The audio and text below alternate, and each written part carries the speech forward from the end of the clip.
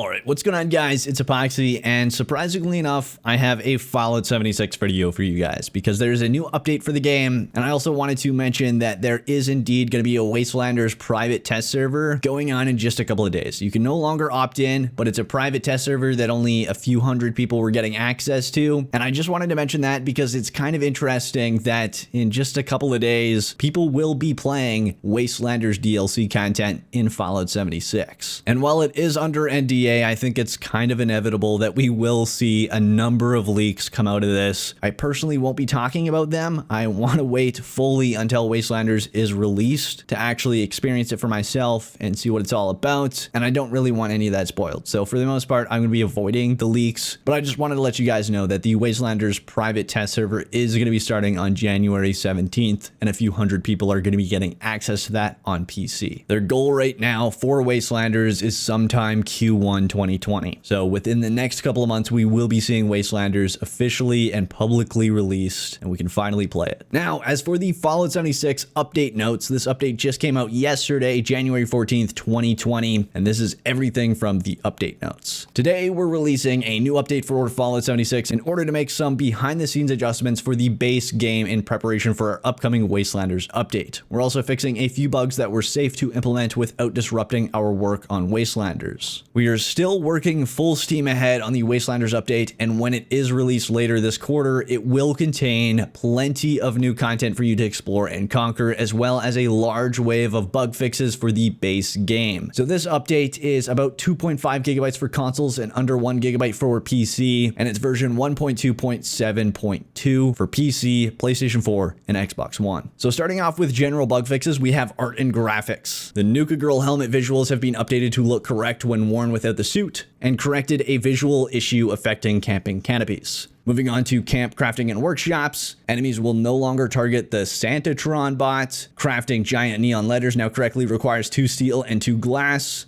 Toxic soot flowers and frog legs can now be correctly assigned to the refrigerator. Warning signs no longer count against the maximum number of lights the player can place in their camp, as these signs are not lights. Moving on to challenges, the Level Up While in Vault 94 sub-challenge for the Level Up While daily challenge no longer incorrectly references Vault 96. And Crafting Psycho now correctly fulfills the requirement for the Craft Psycho and Craft Different Kinds of Chems daily challenges. Moving on to items. Gas masks that can be found in-game no longer reduce perception by 2, fixed an issue that allowed the fur-lined jacket and jeans and the Nuclear Winter beanie to be dropped or traded. Backpacks now appear correctly while wearing the Thanksgiving turkey mascot outfit. Fixed an issue that caused the sequin dress to incorrectly appear as the gala dress. Snowflake armor paint can no longer be favorited for use in Nuclear Winter matches. But do note that if you had marked this item as a favorite prior to this fix, the Nuclear Winter favorite icon may still appear on this paint in the Atomic Shop, so you will want to change that. Moving on to performance and stability, they addressed an issue that could result in a server crash when removing items from a display case,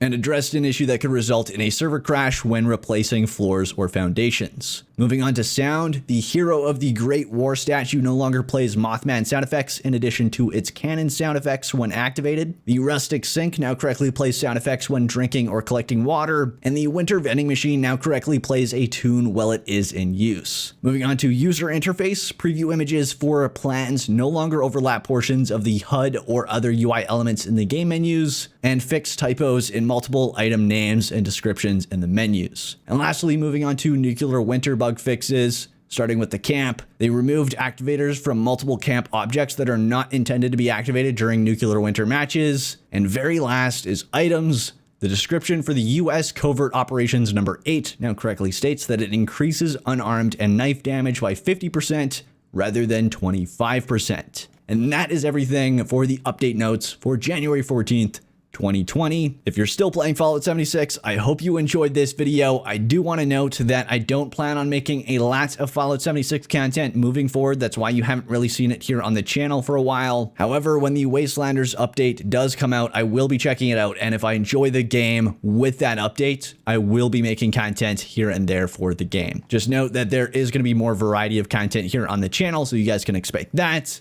I just want to let you know that Fallout 76 isn't fully disappearing. It's just there's more going to be on the channel, and it's not going to be Fallout 76 every day like it used to be. I hope you guys can appreciate that. If you do, please smack that like button down below. Subscribe to The Good Fight if you haven't already, and ring that bell icon to stay updated in all of my future videos. It'd be super greatly appreciated as always. And until next time, this is Apoqsi signing off.